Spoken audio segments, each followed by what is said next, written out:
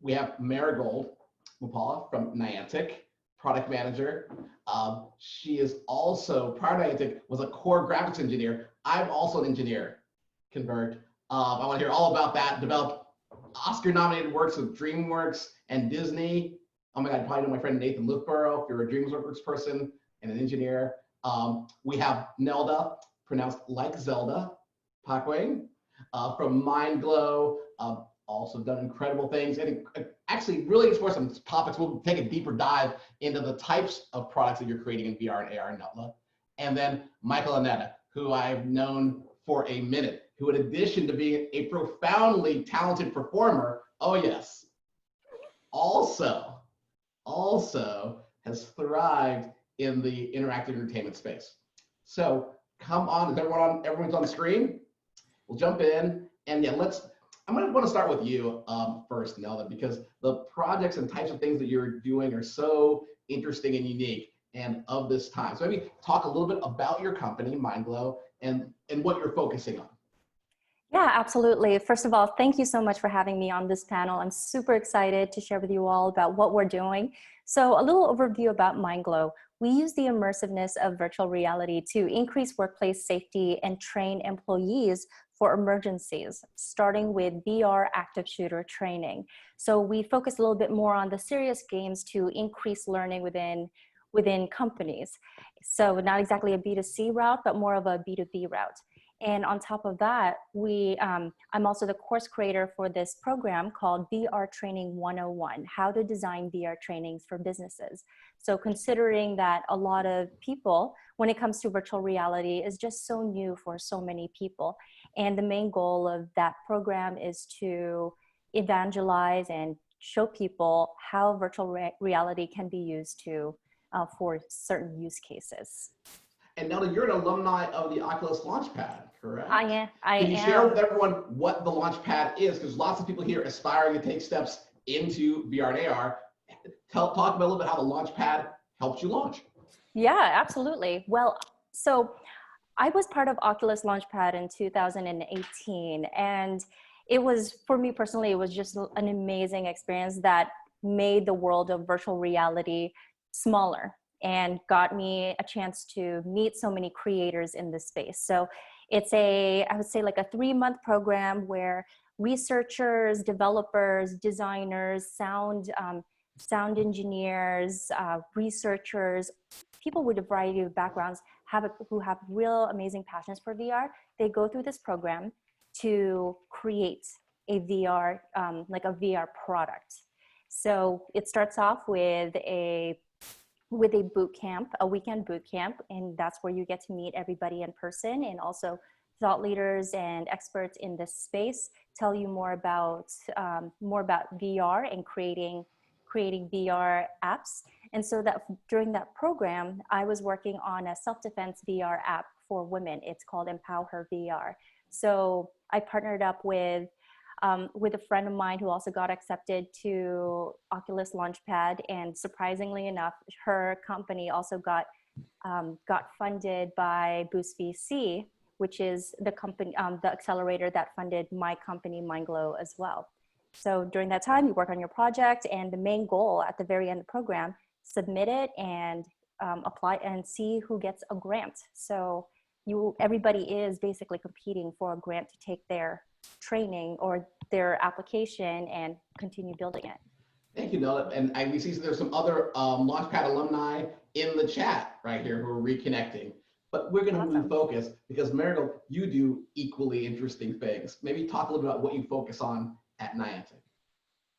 Yeah, we have a lot of fun with AR primarily. So as you know, Niantic does location-based games, but also Pokemon Go was one of the first consumer AR products that was mass adopted.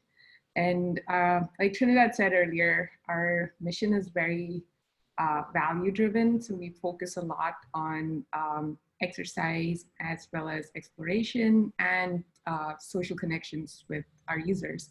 And AR is a really powerful tool to help people connect with their environment, have fun with it, but also connect with each other. So my background is in graphics, I worked on Kung Fu Panda, How to Train Your Dragon, so that was fun. But at Niantic, I've been working on Wizards Unite, which was a really fun game to put out. And now I primarily work on all the AR features that we put out. And it's really also interesting to find new consumer behaviors, especially with COVID, right? There's a lot of things that we thought would be barriers for AR, VR that have suddenly been crossed because people actually think of AR, VR as a tool during social distancing. Yeah, and now Michael, you've had a host of experiences. Maybe just sort of paint a tableau of where you've been and where you're headed in this realm of VR and AR. Sure. I guess. Well, the VR stuff that I'm here to talk about mostly is my work with Flying Mollusk, and as Aaron mentioned earlier, you know, we're probably most well known for the game Nevermind, and I was the VR lead on that.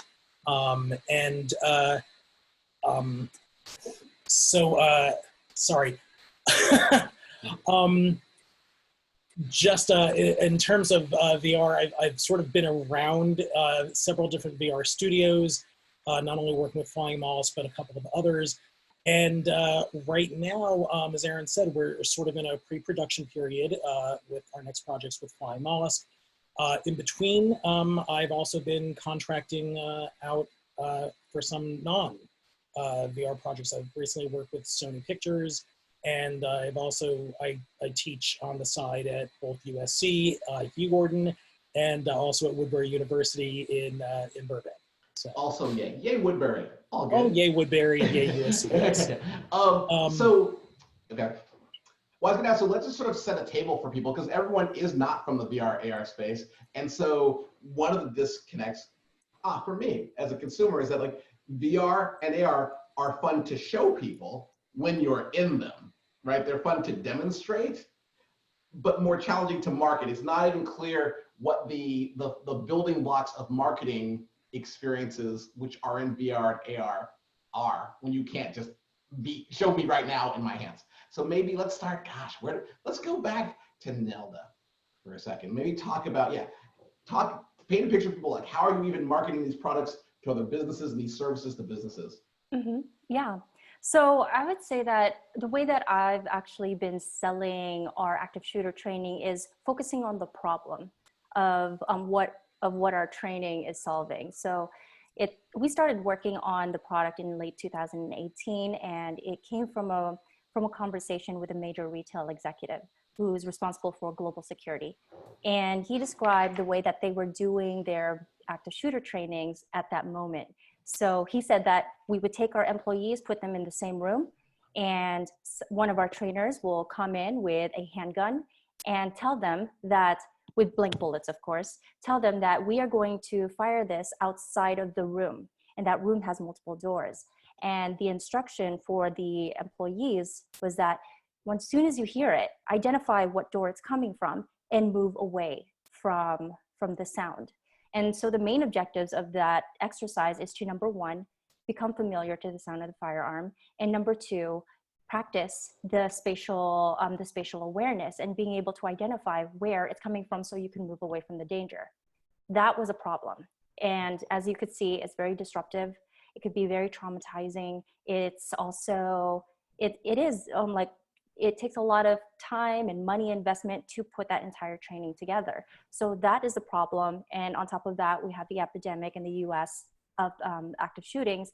So that was another problem. So that is, we realized that, you know what, we could use virtual reality to make this experience better, to make it less traumatizing. People could practice in a very safe, controlled space. And at the same time, it's, you could just hand someone the VR headset and then have them go through the training. So we replicated that as just one of the many activities that we have in the experience. So that is the starting point of the pitch when marketing, at least our VR product. We start with a problem and explain to them like, hey, this is a problem that you have. Have you ever thought about using virtual reality as a solution or as an enhancement to what you currently have? And all of a sudden, that's when it kind of clicks to them. And they're starting to think like, oh, this is really good tool. Let's try it out. And then as soon as I put the headset on them, they're like, okay, this is great. This will be a really great tool for us. Let's continue the discussion moving forward. So that's a way that I've been marketing it, and especially when I'm meeting with them in person. Now during COVID, it's been, of course, a little bit of a challenge. How do you demonstrate and how do you showcase VR training to people while we're video conferencing? So something that we've been doing is we do a Google Hangouts, and I end up casting what I have in my VR headset onto, well, I use Oculus Go, so I end up casting it onto my Facebook timeline and screen share. And that's a way to even show them what happens in the VR headset. Because VR is a very, of course, like a very visual thing, and it's hard to share without. I'm going to come back to that because I'm super curious about how you navigated whether it would be what better means, right? Like I understand that having someone actually outside the room with a real gun that hopefully doesn't have a bullet in the chamber could be worse. But we'll go back. Marigold, back to you. So once again, can you paint a picture, like you heard Neilda, paint a picture of how these products are even being marketed? Because I think each of us is a data point of one, may have an experience where we think that's how it is, but it might not be how they're being marketed. Yeah, I mean, to go back to Pokemon Go, right? Like we've all heard about what happened in 2016, and the fact that it was organically adopted so massively was to a large part because of AR. So AR in itself was that thing where when you think of marketing, especially organic viral marketing, you think of what is it that, say, Gordon and I are kind of sharing in common that I want to talk to Gordon about, and I'm very excited about, and then Gordon gets excited about it and tells other people, and that's how viral marketing happened. And that was AR for Pokemon Go. And to what Neilda said, it really goes back to what is the value you're getting to the user, and AR is a tool to do it. And in that context, it was, hey, we're really making fun in the real world very accessible through AR for a lot of people, whether it's young people or people are coming back with nostalgia for Pokemon Go. So in that sense, as long as AR is used as a tool to be able to solve what you're really solving for the user, it kind of sells itself in some ways. So that, I mean, like the flip side of it was like Harry Potter had a lot of AR as well, but now post 2016 cut to 2019, right? Like AR, the way it was done in 2016 is not as new anymore. So I think now we need to kind of come up with new innovative ways to use AR to still keep solving problems for people. And AR, like for instance, with Harry Potter, it was different. We didn't necessarily just rely on encounters with like magical creatures showing up everywhere in the world. We're doing portals, which we do get a lot of interest from the Harry Potter user base for, because for them, it's about how do I transport it into this world of Harry Potter? How do I feel like a wizard? And how do we use AR to do that?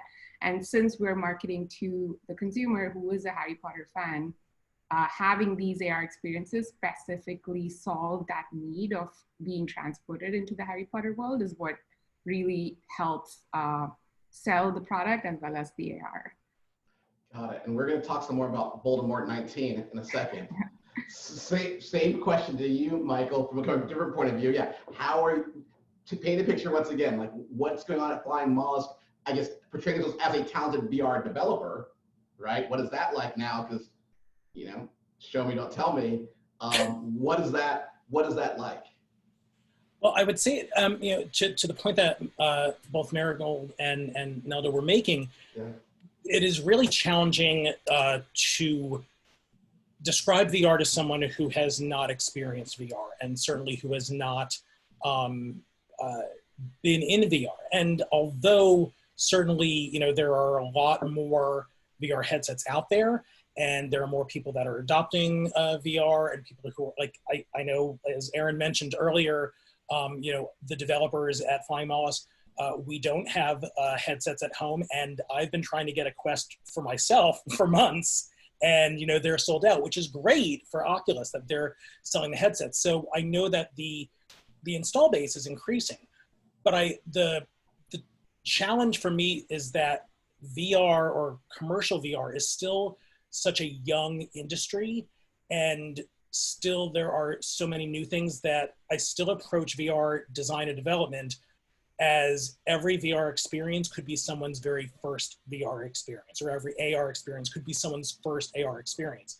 And so approaching the marketing that way of sort of introducing someone not just to your game or your experience or your project, but also to this entire infrastructure and world and medium, because I do consider VR a completely separate medium that they may not have experienced elsewhere. So you almost have to market the platform as well as the project simultaneously.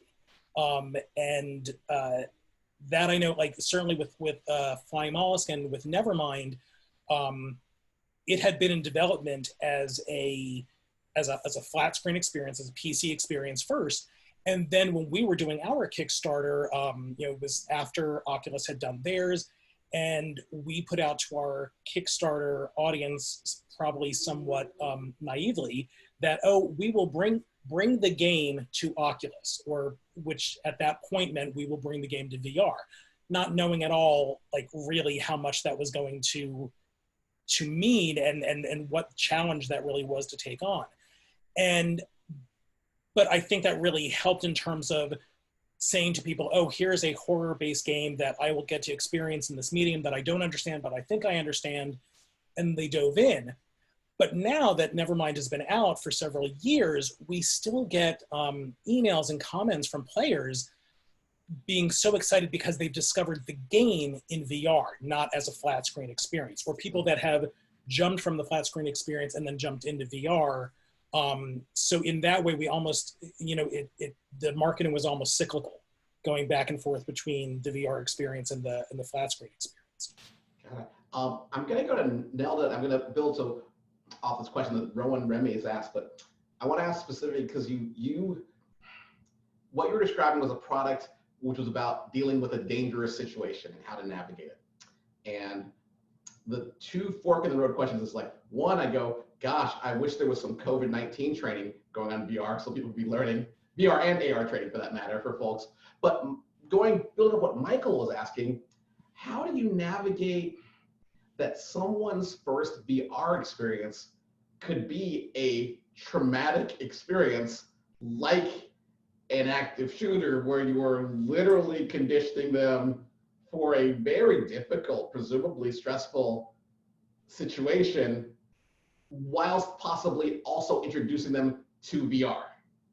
Yeah, so it's a holistic experience. So the way we designed the VR app, we made sure that it's designed for people who may have gone through that experience already, people who've never gone through like military or law enforcement training, so they don't have that that knowledge prior, and also considering the fact that it is a very traumatizing experience. We built that into the design. There's no active shooter in it. We have a cardboard cutout of the shooter to eliminate any bias or identity or the fact that someone's pointing a gun at you, because that is not what we want to do. Our objective is to help learners react quickly and understand the run, hide, fight method.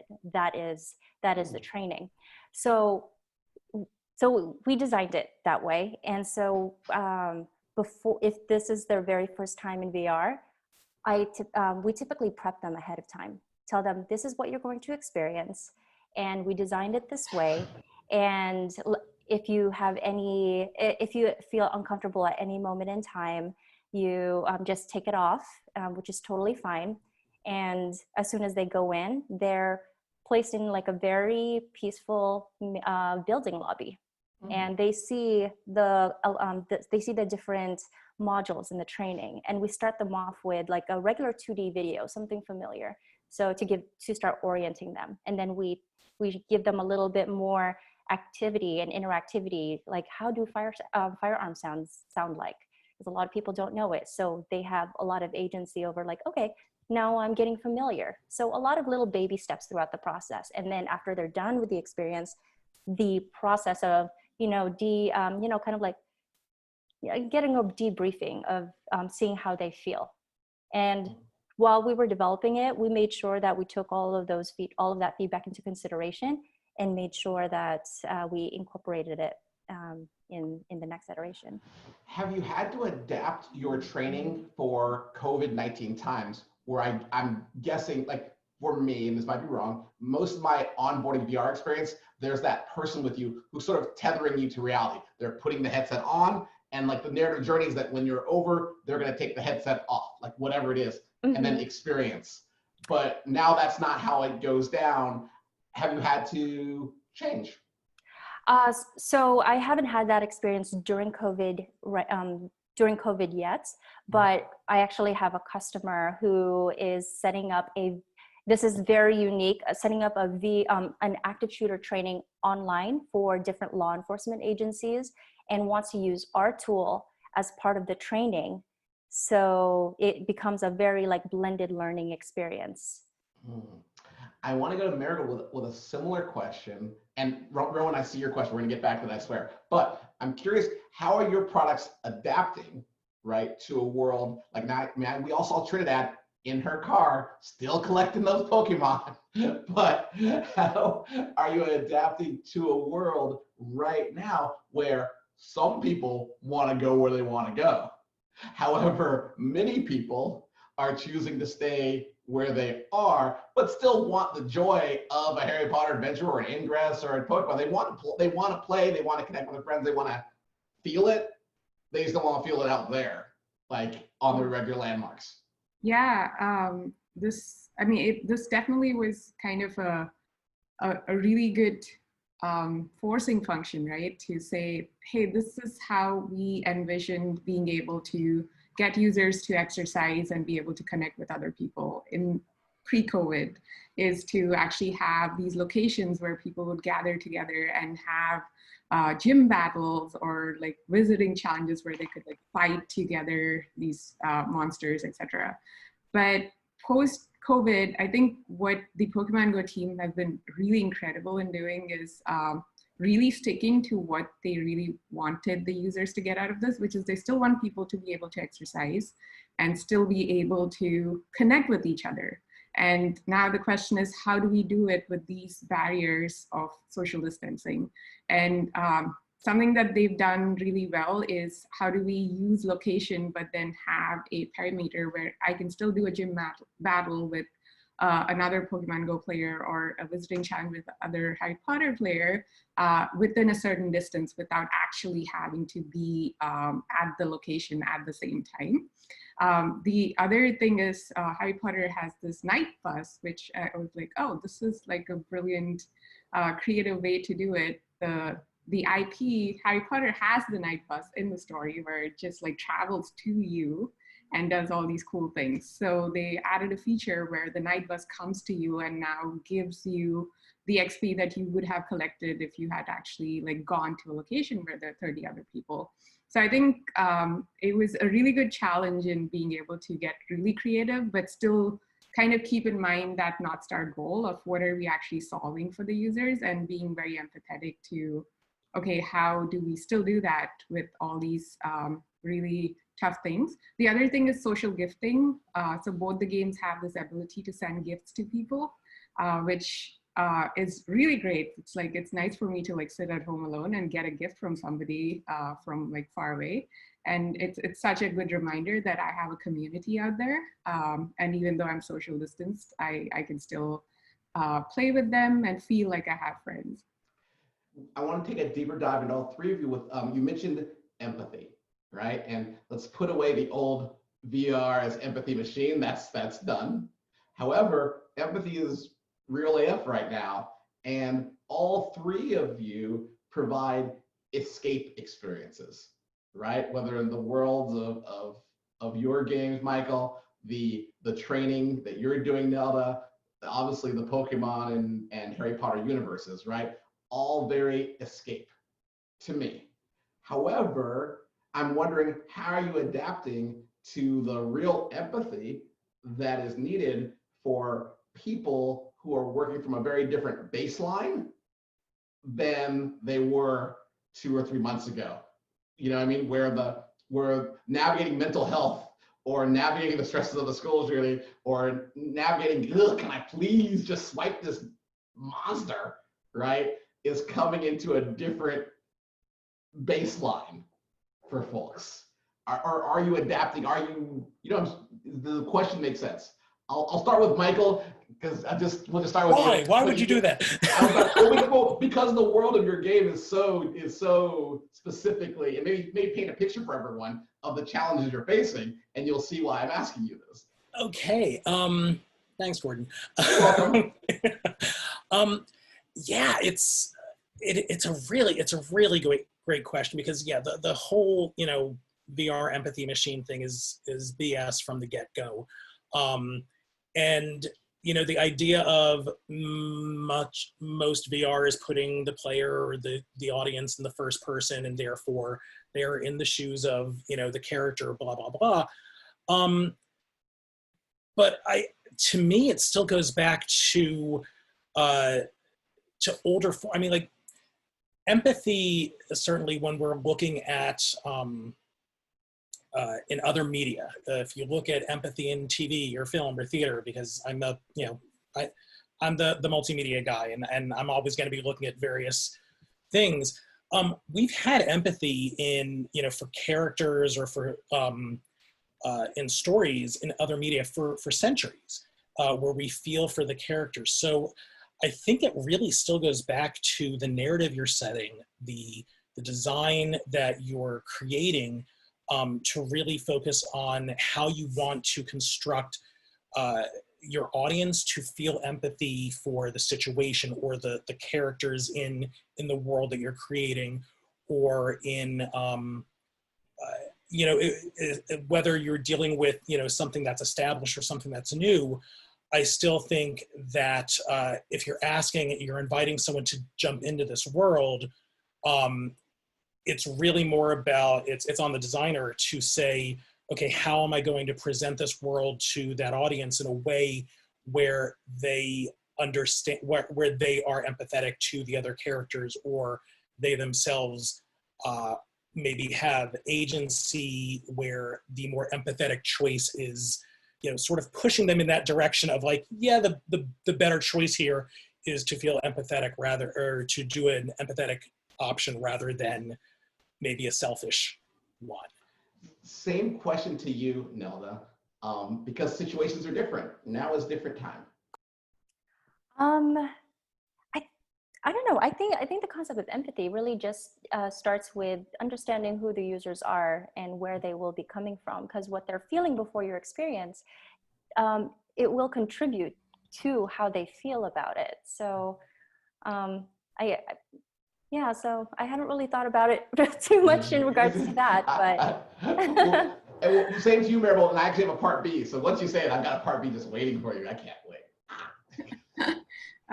Yeah, I think this is definitely a difficult situation for many people, right? And in some ways, escapism is important because there's so many real stresses that are happening right now. And it's good to be able to enter that AR, VR portal and kind of feel like, hey, I've just accomplished something, even if it's as simple as like I've collected 10 Ragsbergs and I saw Dumbledore's office. It does give you some joy, and that's important. I think what we have done is, in the past, we've always been very passionate about providing health and fitness value to our users. So a lot of our games were reward-based based on how much you walked, and folks walked like amazing. I think at one point we had an event and we calculated the number of kilometers walked was people had gone to the moon and come back 10 times over a weekend. But we definitely realized that that's very difficult to do, not just with social distancing. Now you're like a primary caregiver to like 4 people in your house. You have to cook and you have to work full time. And that's too much of a challenge at this point. Like, we can't expect people to walk, 10 miles every weekend. So being really conscious of how the environment is changing and tuning the experiences to be able to adapt so that we're really in tune with what the need of the hour is. is very important. So the original question from Rowan Wemme was, how do you combat motion sickness in VR? And as importantly, where does the responsibility lie? And I don't know if you've ever gotten ill in a project or exhausted playing that Harry Potter where you're like, ugh, I went too far. Thanks, right? Where where do you find that balance for you of like what you feel responsible for? And does that change at all? Has that changed in this recent period where maybe you look, like you were saying, Marigold, at the starting point of the person coming into your experience differently because you have some use cases, like they're very vivid. You painted a very vivid one. We're like, okay, that's where they're starting the first step. Design this experience is very different than like, oh, right? Like I'm doing 10 miles today, design that experience. And so I'll pose that to all three of you. Thank you, Rowan, for putting that there. But yeah, where do you find you as author of experience, like your responsibility starts, and then where does the user's own accountability for where they're coming from and what they're feeling? Where do you draw those lines, and have they moved? And I guess I'll start with Neilda, because you're right there. Yeah. So I honestly think that it really is majority the creator's responsibility, because we know how many how much FPS it takes in order to have like a really good experience, and that determines our choice on assets that we want to put into the experience. And at the same time, like how are we choosing to teleport from one place to the other? Those are all our choices. So, and the most that users can do at the end of the day after your app is all built is to like take off the headset if they're feeling uncomfortable, and taking the responsibility on themselves to realize like, okay, I think I've reached my personal limit. But as creators, we have all of these decisions to make, and we always need to keep our user in mind. And that's where the user testing helps a lot, especially during the development process. Because for us in the very beginning, we would try to experiment. We have an evacuation activity where how do you go through this floor plan and find the exit or find the staircase to escape. So that required us like testing different ways of teleporting. Now that was a really interesting experience because, as we know, you easily get sick, but after a few iterations, we were able to create different settings and have the product that we have right now. Same question to you, Marigold. Oh, 100%. It's our responsibility. So I'm not a designer, I'm a product manager. And for me, it's even more important to take complete responsibility for the user experience, but also safety and wellness. And I think a big part of it is to be very, very aware of, like in some ways, like be really aware of covering every possible situation that our user needs to feel safe in. And I particularly also look at it from a lens of a woman in terms of walking and being able to experience these games. And sometimes people play at night. So I'm like particularly really careful to say, hey, if someone's looking at their camera, are they still getting enough cues from the game to not turn off their lizard brain and know that you have to still be aware of your environment. You still have to be in a place where you're having fun, but in a safe manner. So every specific design that comes out definitely is looked at in the lens of, is this fun? But also in the lens of, is this safe? Is this safe for kids? Is this safe for a diverse group of user base? And the technology is a big part of it, but then design, not just in terms of the creative design, but also something as mundane as, you know, warnings or just like reminders to say, hey, like you're gonna go into a portal now, like make sure you're actually on a safe surface, and actually really fine tuning how much of that surface is available in real world, and really fine tuning the game to make it so that overall the experience is safe is 100% our responsibility. Oh, okay, got 100% into it. Developer power, yeah, that's awesome.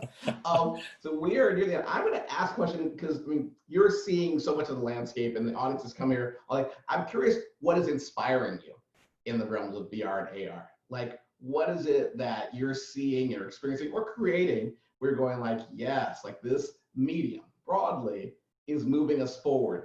And that doesn't necessarily be COVID specific, just in general, like what is mattering to you? And I'm gonna start with, let's see, oh, I saw you search for it in your mind, Michael, so I'll go to you and go, I saw you look for it, find it, pull it out of the folder. So we'll Okay, good.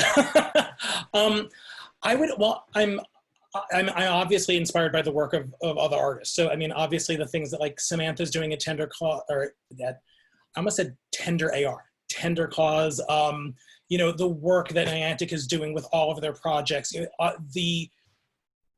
all of the other art that is out there and all the other creators out there are always inspiring. I also look at, because I will go back to the fact that I so strongly believe that VR is its own medium, that I look at trying to figure out interactions and mechanics that can only be done in this medium.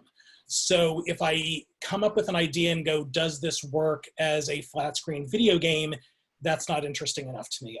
I'm trying to think of what's inspiring what are some of the movements that can either be fully embodied or just in turn, like one of the projects I'm working on right now relies on a controller input that just cannot be replicated in any other medium but VR.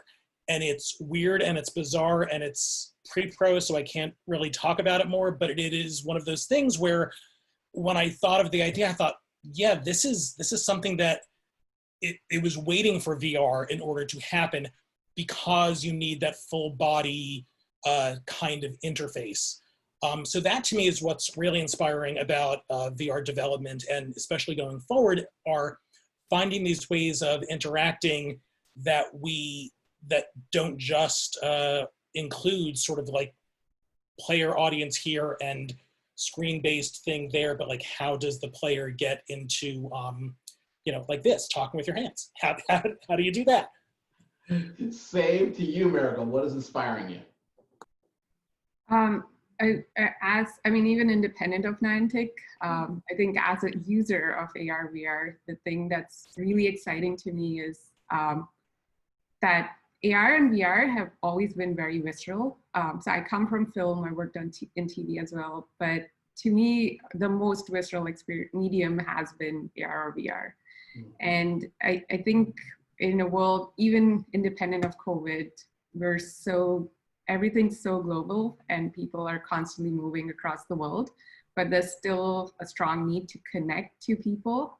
And the stronger the medium is, the more connections you make, the deeper the connections. And I think that's what AR and VR are really great at. I think we've only just scratched the surface of what can happen. And I think the next, in some ways, COVID is accelerating the adoption of AR, VR. And the next 5-10 years are going to be really amazing, and the kinds of solutions that will come up from this community maybe to see how we can actually form those real connections using AR, VR. Well, I see. It seems like the whole launch pad is here, like in the room and on stage, and so it's only appropriate that you have the final word, Neilda. So tell us, what is inspiring you? Yeah, so what's inspiring me are like the opportunities to rapidly learn and connect in virtual reality. So because I'm in the training space, it's actually what got me into VR in the first place. I knew I wanted to get into training in VR. It inspires me the moment that you put on a VR headset to someone, especially a learning designer, all of a sudden the ideas of where it could be applied to, you could see their brains working. They're like, oh my gosh, can we do it to this and this and this? And I just love that dynamic. And it's just so like awesome. And it reminds me why I got here in the first place. Okay, well, you're awesome. All of you are awesome. I just want to thank all of you for making time today. This has been amazing.